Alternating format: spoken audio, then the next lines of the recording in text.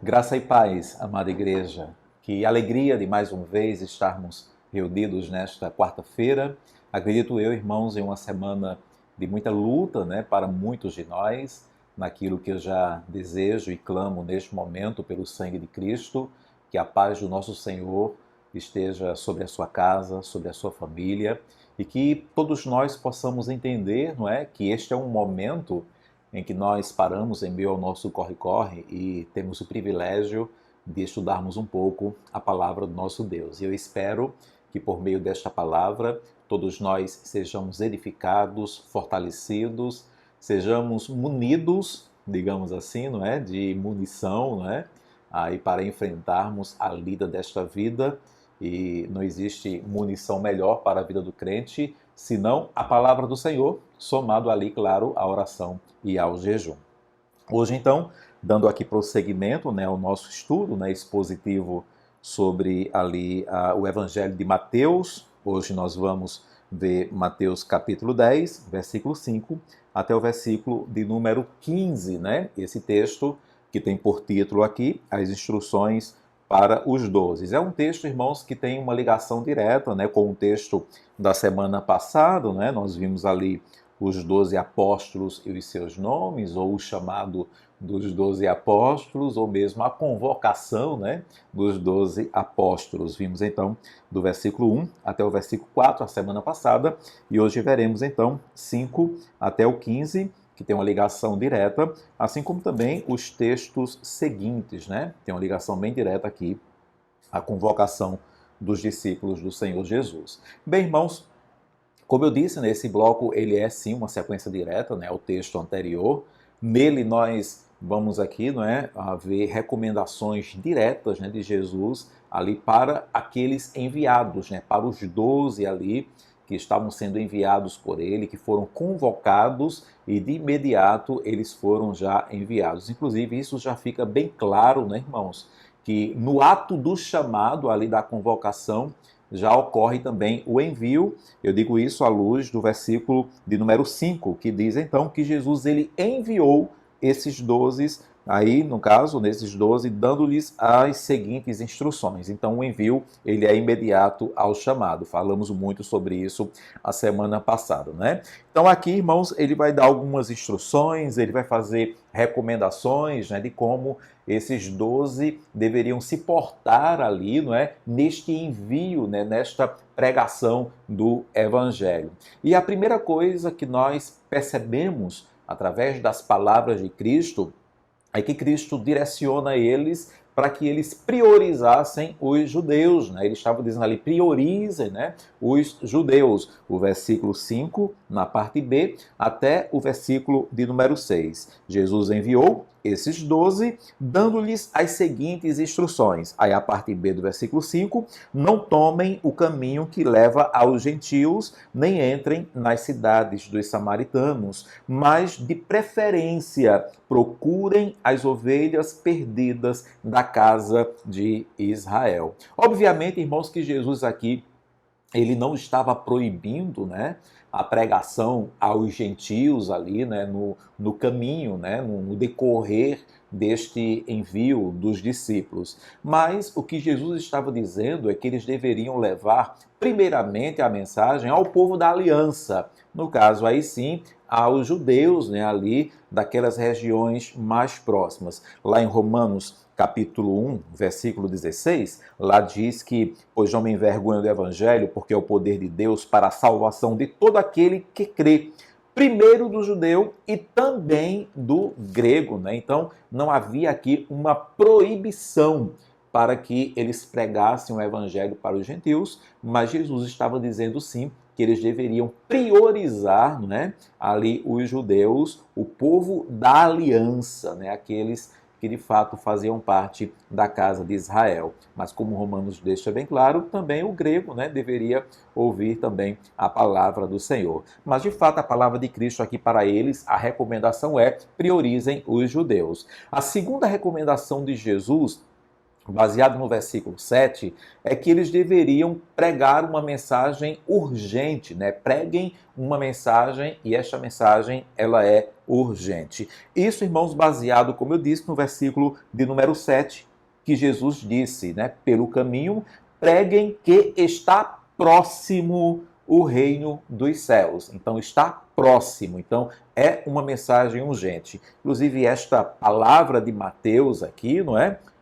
Faz um link direto lá com Mateus capítulo 3, lá no princípio, e o versículo de número 2. Mateus 3, 2 diz, né? No caso aqui era a pregação de João Batista, ele dizia: arrependam-se porque está próximo o reino dos céus, né? Então, se por um sentido o reino de Deus, né, ela é uma realidade presente, pois Jesus ele inaugurou o reino de Deus quando ele veio aqui a esta terra, né? No seu sentido mais amplo, esse reino de Deus também aguarda um cumprimento ainda futuro, né? Inclusive, a expressão reino dos céus é uma expressão que é exclusiva apenas aqui do evangelista Mateus. Só o evangelista Mateus ele escreve, né, acerca do reino dos céus. O evangelista ele usa inclusive a palavra céus como se fosse um eufemismo ali para o nome de Deus, né? Justamente para adaptar-se à sensibilidade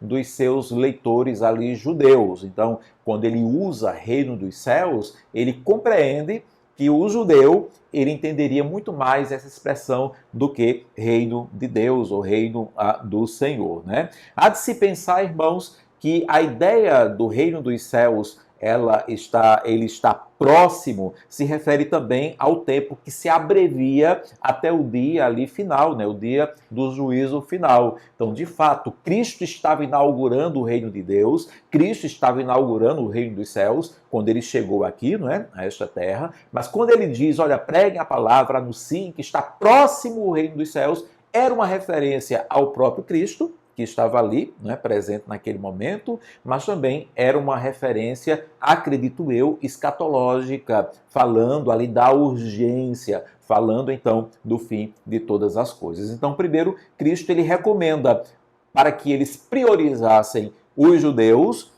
mas em segundo lugar, ele também recomenda que eles pregassem uma mensagem e que essa mensagem fosse urgente. Em terceiro lugar, né, a terceira recomendação que Jesus faz, baseado aqui no versículo número 8, é que eles deveriam se compadecer dos seres humanos, que então aqueles que fossem pregar a palavra, estes, né, que foram enviados, eles deveriam ter compaixão ali pelos seres humanos. Deveria haver um compadecimento ali pelos seres humanos. O versículo 8, né?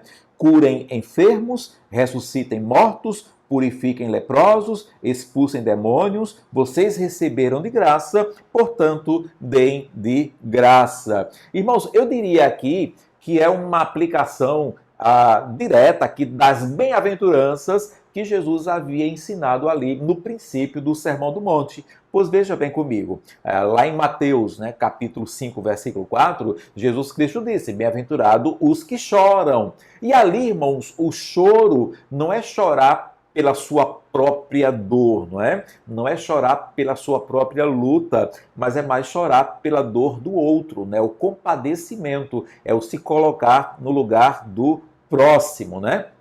Eu lembro aqui, por exemplo, quando Jesus ele recebe o anúncio da morte de João Batista, e o texto diz que Jesus ele ficou bastante abatido, né? Ele sai para um lugar ali à parte, inclusive para viver este momento de luta. Afinal de contas, o seu primo, que ele tanto amava, ele havia morrido e morrido de uma forma trágica.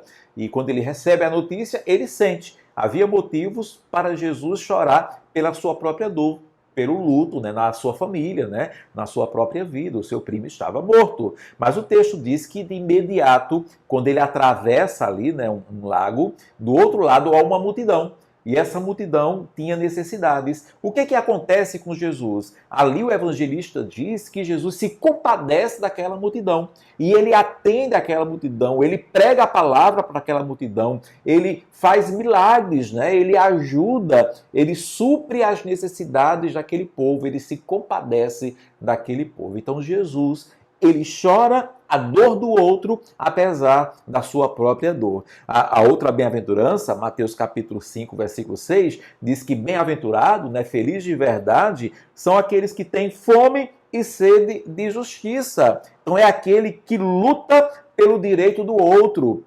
É aquele que não suporta ver a injustiça que qualquer ser humano ele venha sofrer na sua vida. Então ele se compadece dos seres humanos ali, ele se compadece tendo fome e sede de justiça. E ainda Mateus capítulo 5, versículo 7, dizem, bem-aventurados misericordiosos, né? Então estes transmitirão a misericórdia de Deus, ali do Senhor, ao aflito, né? As misericórdias do Senhor que não têm fim, seriam reverberadas através dos discípulos que foram convocados e que foram enviados. Eles iriam chorar, né, a dor do outro, eles iriam ter fome e sede de justiça, lutando pelo direito do próximo, e eles teriam misericórdia ali dos seres humanos, assim como Deus também tem misericórdia. Então, quando o próprio Cristo, ele finaliza dizendo, vocês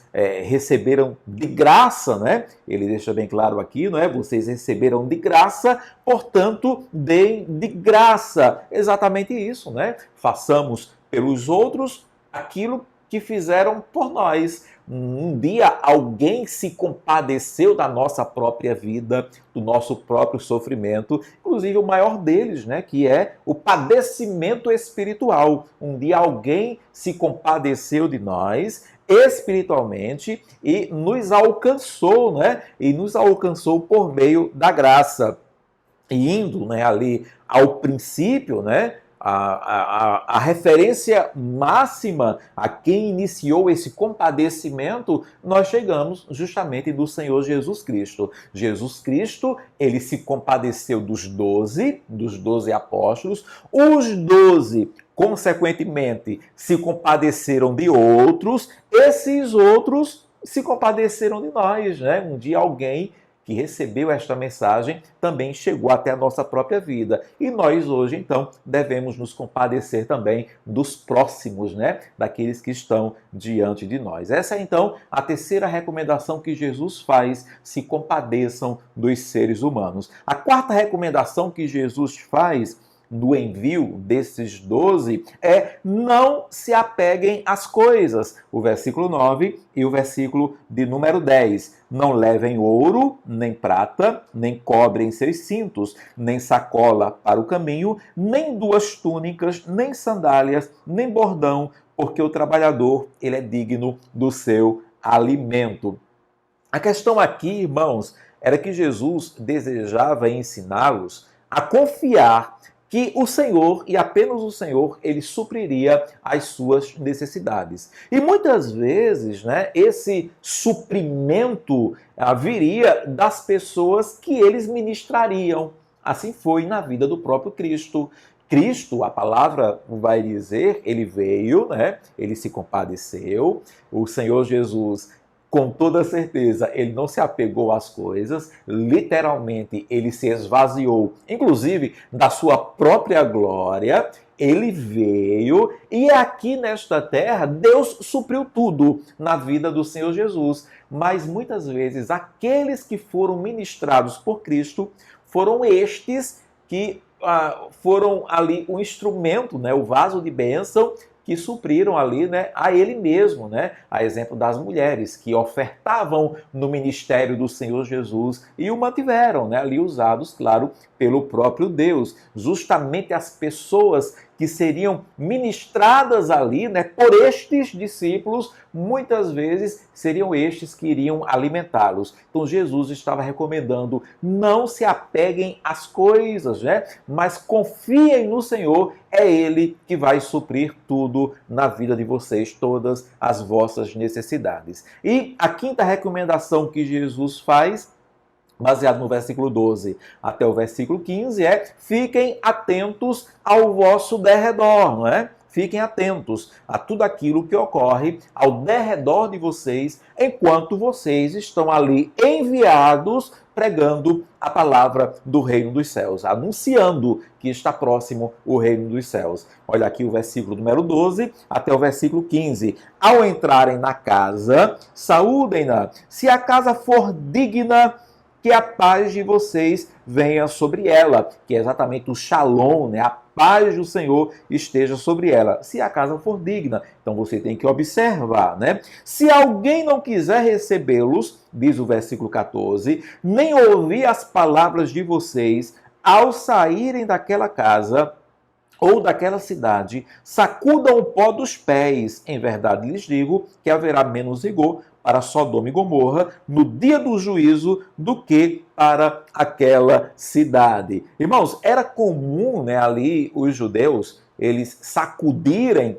a poeira dos pés como uma expressão de desdém, né, quando eles voltavam ali de regiões gentis, né, quando eles estavam ali em terras da Samaria, por exemplo, quando eles tinham que passar por Samaria, ou por qualquer outra nação que fosse uma nação pagã, quando eles passavam por aquela terra e eles saíam daquele lugar, então eles tinham o costume, é uma forma de fazer um desdém, né? De bater os pés no chão, sacudindo a poeira ali de suas sandálias, né? Mas aqui Jesus, quando ele usa essa expressão, ele usa como um sinal da consciência plena de que não se deveria forçar uma pregação a quem rejeitasse a paz ministrada, né? Então você prega a palavra para alguém, você prega, essa pessoa rejeita, então você não deve insistir com isso, né? Isso somado à convicção de que todo o possível foi feito, né? Você pregou a palavra, você fez o que deveria fazer, você transmitiu a palavra como deveria transmitir, mas aí essa palavra é rejeitada, então não se deve então jogar pérolas aos porcos, né? Você pode continuar até orando, intercedendo, clamando, mas você não vai jogar pérolas aos porcos para estes, né, que rejeitam a palavra do Senhor. A questão é que Cristo aqui estava dizendo: fiquem atentos ao vosso derredor. Aquilo que sempre está acontecendo ao redor de vocês, né?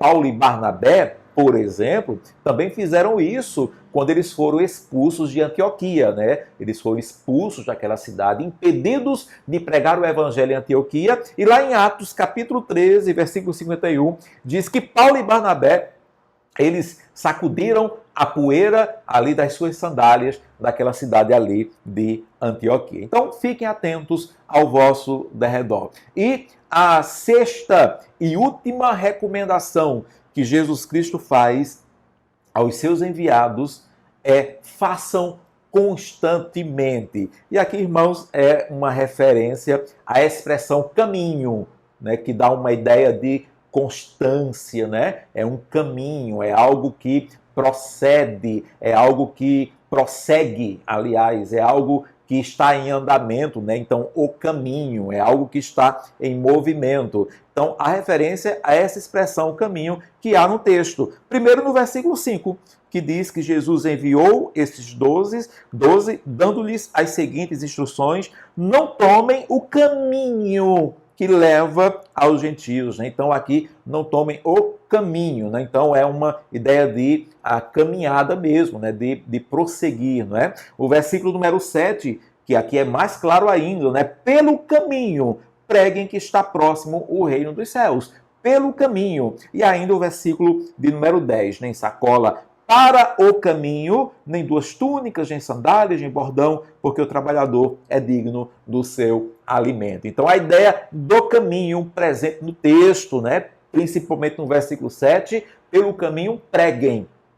Preguem que está próximo o reino dos céus. Então a ideia aqui, para mim, é: façam constantemente, em movimento, não parem. Inclusive, irmão, se fosse aqui para eu escolher, eu diria, né, em primeiro lugar, façam constantemente, esta é a primeira recomendação do Jesus, e aí segue as demais. Priorizem os judeus, preguem uma mensagem urgente, se compadeçam dos seres humanos, não se apeguem às coisas, fiquem atentos ao vosso derredor e façam constantemente, irmãos. Basicamente, são essas as instruções que Jesus então passa para aqueles 12 que foram convocados. E que nós entendemos que também chega até nós estas mesmas recomendações, instruções de Jesus. Eu acredito, irmãos, que as instruções de Jesus aos 12 são instruções aplicáveis à igreja ainda hoje de uma forma literal, com exceção do primeiro ponto. Com exceção do primeiro ponto. Mesmo assim, o primeiro ponto, eu ainda encontro uma aplicação para a nossa vida, uma aplicação lógica, tá bom? Primeiro ponto é priorizem os judeus. É óbvio que isso para nós não é literal, né? É óbvio que a gente não deve só pregar o evangelho para os judeus. Para nós, traz mais um sentido de priorizarmos a ministração aos de casa primeiro, né? No sentido de preparando-os antes de enviá-los ao mundo pagão, né? Então, como é que eu, enquanto pastor, como é que eu vou almejar, ansiar, né, que uma igreja, né, os de casa, saiam para pregar o evangelho, se antes eu não os priorizo discipulando-os, ensinando-os, dando exemplo, né, como um pastor de evangelismo, etc. e tal. Então, vale para a nossa aqui reflexão, e eu digo para vocês, uma reflexão muito mais presente para a minha própria vida, né? Priorizam os judeus. Então, para mim, priorizem primeiro os de casa. Uma igreja que almeja ser evangelística precisa ser uma igreja preparada na oração, no jejum e na palavra de Deus. Precisa ter conhecimento do livro que nós vamos propagar, né? Precisa ter conhecimento das Sagradas Escrituras. A partir de então, para mim, então, é de fato literal, né?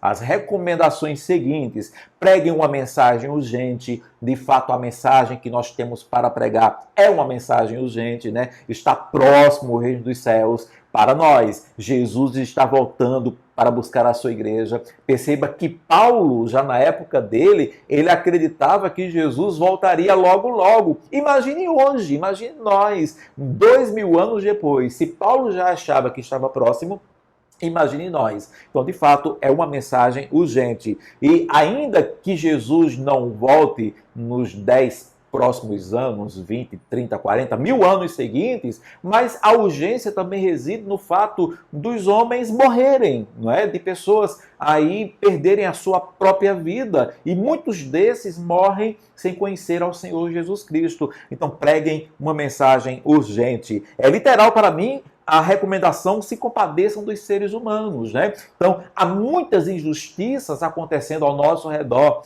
para com esses seres humanos que o sangue de Cristo também foi derramado por eles, né? Então, nós precisamos nos compadecer. A igreja, ela não pode se tornar uma igreja ali acostumada com a injustiça que ocorre ao nosso redor. A igreja precisa ter fome e sede de justiça. Se nós não amarmos, não nos compadecermos dos seres humanos, como nós nos importaremos com a alma dela, se vai para o inferno ou se vai para os céus? Então, precisamos nos compadecer desses seres humanos para pregar a palavra do Senhor para eles. E para mim, ainda é literal a ideia de não se apeguem às coisas, né? A nossa certeza, a nossa convicção, ela deve residir em crer que Cristo suprirá todas as nossas necessidades. Então, ainda que eu tenha o preparo para pregar o evangelho, mas eu fique com receios, com medo, por falta de um outro tipo de capacitação,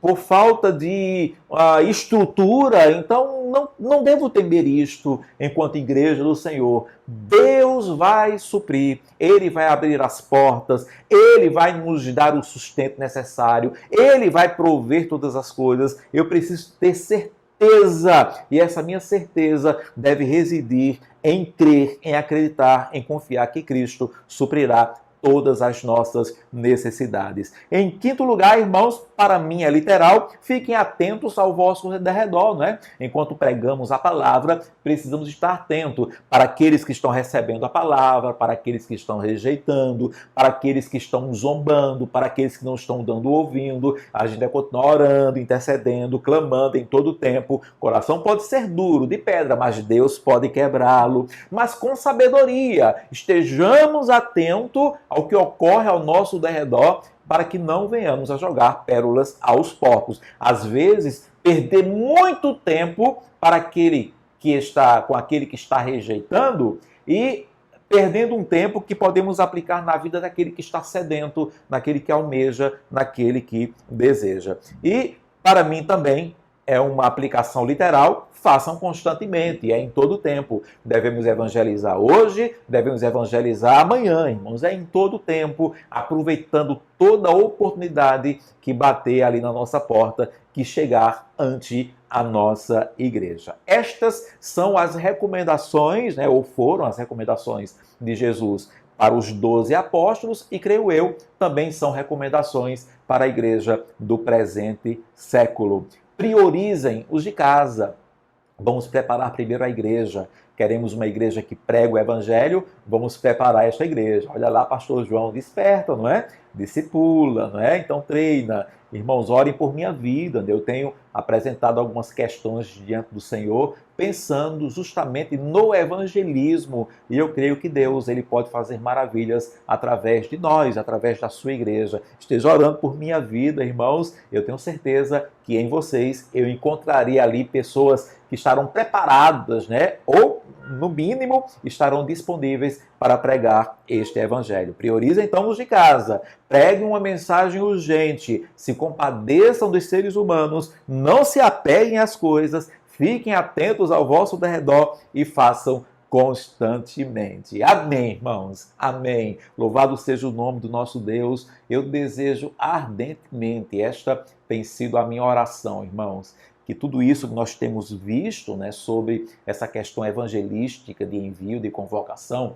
que a começar em mim, irmãos, que quebrante coração, irmãos, que nos mude, que nos transforme, que acenda uma fogueira, uma chama dentro em nós para levarmos esse evangelho adiante e para que vejamos pessoas ali aceitando ao Senhor Jesus, se quebrantando aos pés da cruz, passando por uma mudança genuína, como um dia nós passamos. Que Deus nos use para a honra e glória do seu santo nome. Amém, irmãos? Que Deus então nos abençoe. Vamos orar a Ele. Pai, nós queremos te agradecer pela tua palavra, Deus, por essas recomendações que o teu Filho Jesus fez ali, aqueles 12, e que chegam até nós nos dias atuais e são muito úteis para o nosso crescimento, para a nossa edificação. Ó Deus, como eu desejo, tu sabes, que nós sejamos usados em tuas mãos. Dá-me, ó Deus, direcionamento. Dá-me, ó Deus, estratégia, Senhor, para que esta igreja que é tua, Pai, esta igreja que pertence a ti, para que nós possamos exercer este chamado, esta convocação que o Senhor também nos fez. E que tantas pessoas que ainda não te conhecem, como nós te conhecemos, que tenham a oportunidade de ouvir sobre a tua palavra e que nós tenhamos o privilégio de sermos esses mensageiros para pregar as verdades bíblicas e anunciar que está próximo o reino dos céus. Que seja assim, Deus, para a honra e glória do teu nome e no nome de Cristo Jesus. Amém e amém. Amém, irmãos. Que Deus nos abençoe, que Ele te use para a glória dele e que a nossa igreja seja uma igreja missionária, uma igreja evangelística, que possamos ver a glória do Senhor se manifestando no nosso meio, irmãos. Usa-nos, Senhor, usa-nos. Paz.